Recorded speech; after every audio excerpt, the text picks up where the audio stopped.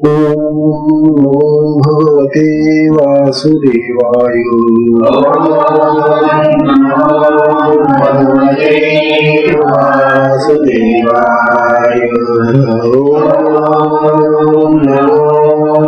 भगवते वासुदेवाय।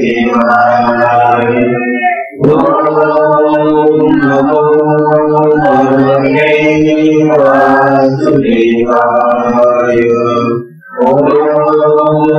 नमो भगवते वासुदेवाय। श्री सद्गुरुनाथ महाराज की जय। चिंतन श्री गुरुदेव दत्त परम पूज्य श्री सद्गुरु संत ज्ञानेश्वर महाराज की जय।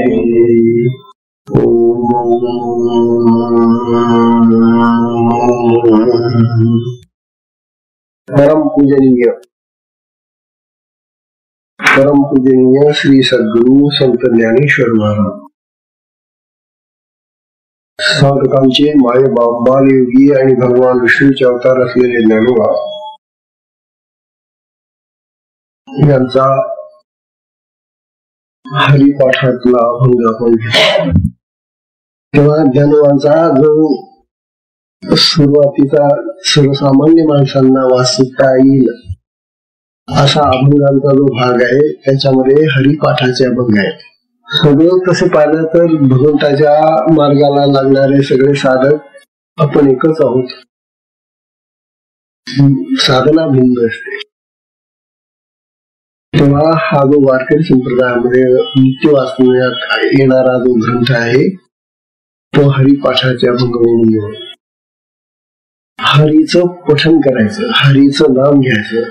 हरीचं नाव, हरी म्हणजे भगवान विष्णू बघा, त्याला विठ्ठल म्हणतात.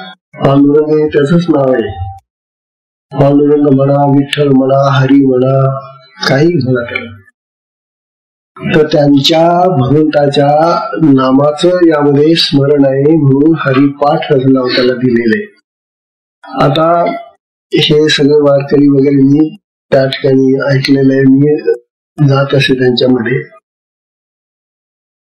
परंतु ते बिचारे भोळे भाबडे वाचत नसतात. समजो न समजो आपल्याला सांगितलं ना आपल्या गुरुने किंवा दररोज पाठ केला पाहिजे तो, ते करतात मग समजो न समजो. पण तसं तुमच्या बाबतीत होता कामा नये. तुम्हाला समजून तो वाचला पाहिजे. साधकाने तो ग्रंथ जरी ते जे पाठ आहे त्यांचे हरिपाठ त्यांचा अर्थ आपल्याला समजून बसला पाहिजे तो. म्हणून आता हरिपाठाचे अभंग आपण घेणार आहोत. हरिपाठाच्या अभंगामध्ये हे जे अभंग आहे ते किती आहे बरं, ते काही जास्त नाहीये. 779 53 779 म्हणून 53 गेले, 79 म्हणून 53 गेले, किती राहिलो? 779 म्हणून किती राहिले? 26 बस 26च अभंग आहे. तेव्हा 26 अभंग आपण म्हणूया. आणि ते फार सोपे आहेत. आता सोपे म्हणतात पण ज्ञानोबा मला तर मी परवा सांगितलं बरोबर शब्दात सोपे वाटतात ज्ञानोबांचे. ती जी अभिधा शक्ती आहे, अभिधा म्हणजे शब्दाचा अर्थ कळण्याची शक्ती, त्याला अभिधा असं म्हणतात. पण त्या अभिधेच्या पलीकडे लक्षणा शक्ती असते. त्या लक्षणेने जर घेतला अर्थ तर तो गहन असतो ज्ञानोबांच्या. आणि ज्ञानोबा नेहमी लक्षणावृत्तीने सांगत असतात. शब्द तर ते वापरावे लागतात. आता हा पहिलाच अभंग बघा. आता मी तुम्हाला सांगतो. म्हणतात देवाची द्वारी उभा क्षणभरी. देवाच्या द्वारामध्ये क्षणभर जरी उभा राहिला तेणे मुक्तीचारी साधी गेल्या. जो कुणी देवाच्या द्वारामध्ये क्षणभर जरी उभा राहील तरी त्याला 4 मुक्ती प्राप्त होतील. 4 मुक्ती कोणत्या? सलोकता, समीपता, स्वरूपता आणि सायुज्यता. या 4 मुक्ती आहेत. या मुक्तींचं विश्लेषण आपलं मागे झालेलं आहे. तर त्याला 4ही मुक्ती मिळून जातात. 6वी जी मुक्ती ही शेवटची मुक्ती भगवंताशी एकरूप होऊन जाणं. तर तो भगवंताशी एकरूप होऊन जातो म्हणून. किंवा देवाच्या द्वारामध्ये क्षणभर उभं राहिलं तर, आता वाचायला तर फार सोपं आहे. बसून राहा तुम्ही आता देवाच्या द्वारामध्ये. कुठे येते देवाचं दार? जा धन्यवाद तुमचा क्षणभरच उभे राहा, क्षणभर बसा. मी तर म्हणतो तुम्ही क्षणभर काय तुम्हाला वाटेल ते इतका वेळ आहे, बसा तिथं आणि बघा बरं तुम्हाला 4ही मुक्त्या प्राप्त होता काय. हे वाच्यार्थाने घेतलं का अभिलाषक्तीने घेतलं कळत नाही. तेव्हा हे देवाचं द्वार कुठे? आपल्या दत्ताचं ते मंदिर आहे, त्याचं जे दार आहे मंदिराचं, त्या दाराचं म्हणता का विठोबाचं ते मंदिर आहे पांडुरंगाचं पंढरीला, त्या दारामध्ये म्हणता का हे?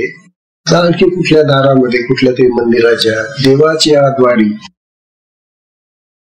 उभा क्षणभरी, क्षणभर उभाच राहा म्हणे, बसू सुद्धा नको, क्षणभर उभा राहा दारामध्ये. तेणे मुक्तीचारी साधी गेल्या, त्याला 4ही मुक्ती प्राप्त होतात. हे जे ज्ञानवांचं कथन आहे हे या अशा वाच्यार्थाने कळणार नाही. मग तेव्हा हे देवाचं द्वारच आम्हाला माहिती नाही. आम्ही देवाचं दार म्हणजे मंदिराचं दार म्हणतो.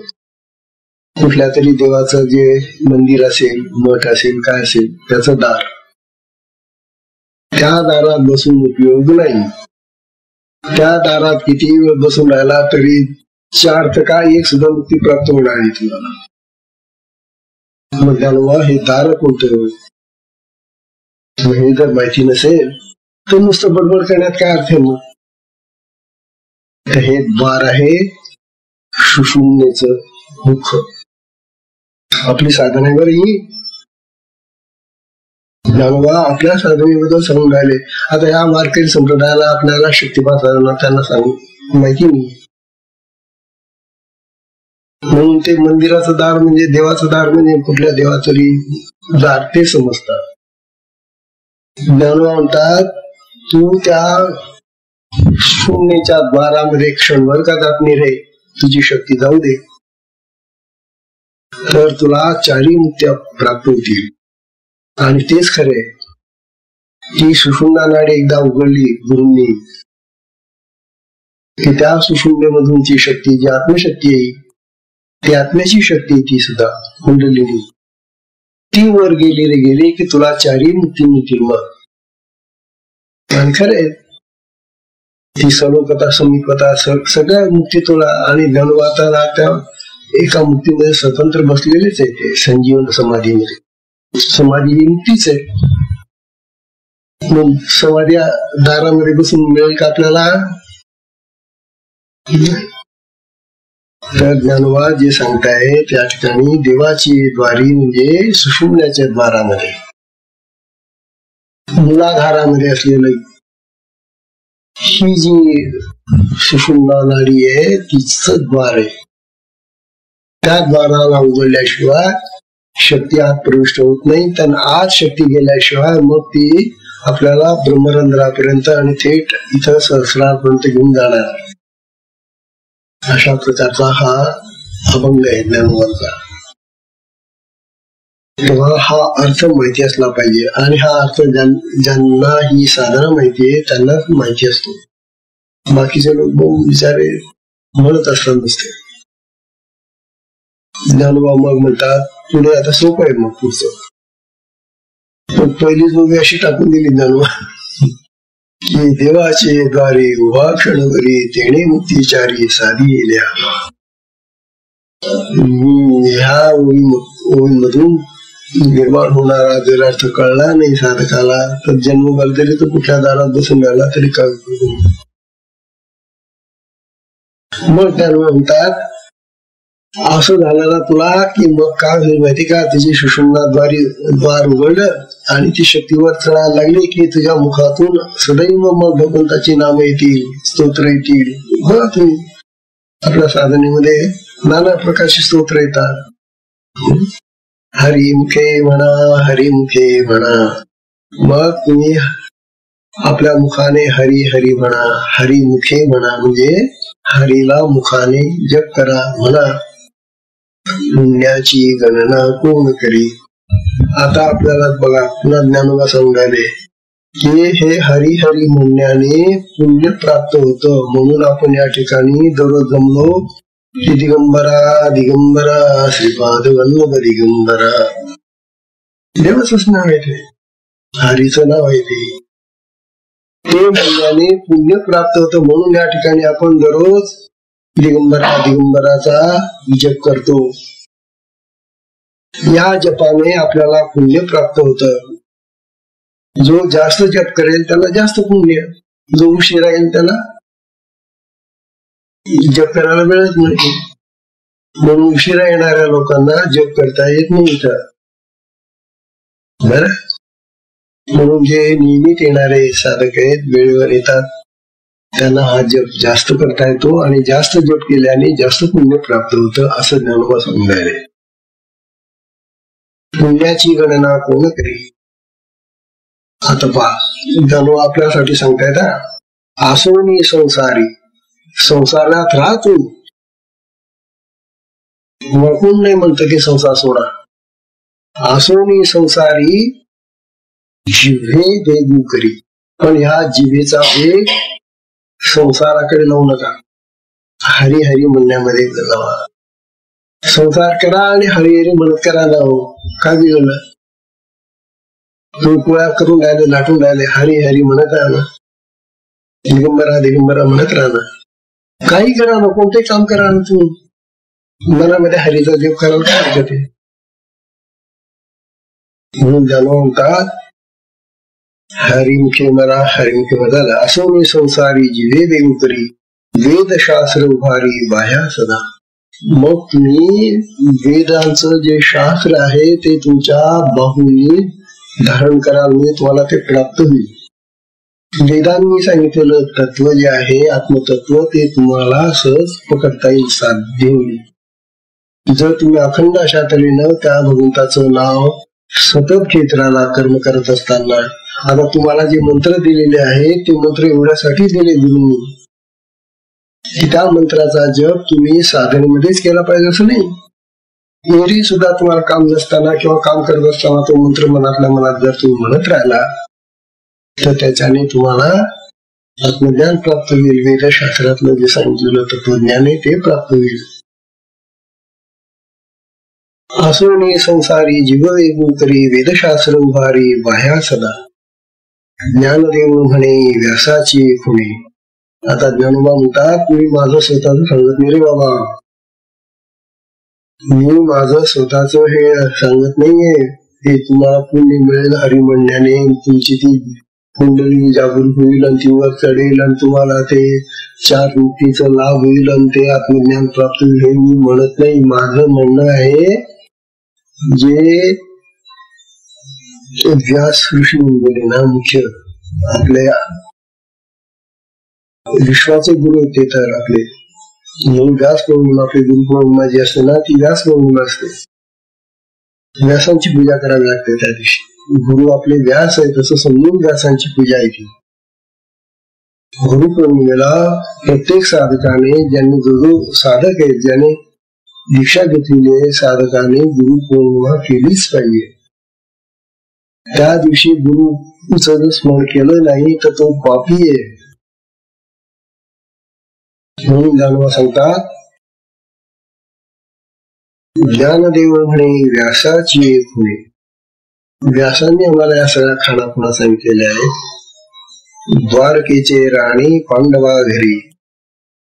आता याही ठिकाणी पुन्हा प्रश्न आला, हा द्वारकेचा राणा भगवान श्रीकृष्ण आहे की नाही? हा कुठे राहतो? तो द्वारकेत नाही राहत, आपल्या भक्ताच्या घरात राहतो, भक्ताच्या अंतकरणात राहतो, असं याचा अर्थ आहे. सर्वसामान्य लोक काय समजतील? भगवान श्रीकृष्ण कुठे राहायला गेले? पांडवांच्या घरामध्ये, आहे की नाही? ते आपलं द्वारका सोडून त्यांच्या घरात काय जातील? हस्तिनापुराला आपल्या द्वारकेचे राजे सोडून देतील आणि ते हस्तिनापुराला घेऊन राहतील का? तसा अर्थ नाही या ओळीचा. ते त्या पांडवांच्या हृदयामध्ये आहे. ते द्वारकेचे राणे पांडवांच्या घरी म्हणजे पांडवांच्या अंतःकरणामध्ये बसलेले आहेत आत्मस्वरूपाने. तेव्हा असा हा जो हरी आहे, असा जो भगवान श्रीकृष्ण आहे, तो आपल्याही अंतःकरणामध्ये बसलेला आहे, हे ज्ञानोबाला सांगायचे. आणि ही व्यासांची खूण म्हणून सांगतो मी तुम्हाला, माझं म्हणून सांगा. म्हणून बघा, या आता साध्या साध्या अशा या अभंगामधून सुद्धा ज्ञानोबांनी किती महान अर्थ सांगितलेला आहे. पण हा अर्थ जे नित्य पाठ करणारे लोक आहेत त्यांनाही कळायला पाहिजे, तर काहीतरी फायदा आहे. आजच्या सत्संगाची वेळ संपलेली असल्यामुळे सत्संगाला विश्राम देऊया. हरि ओम.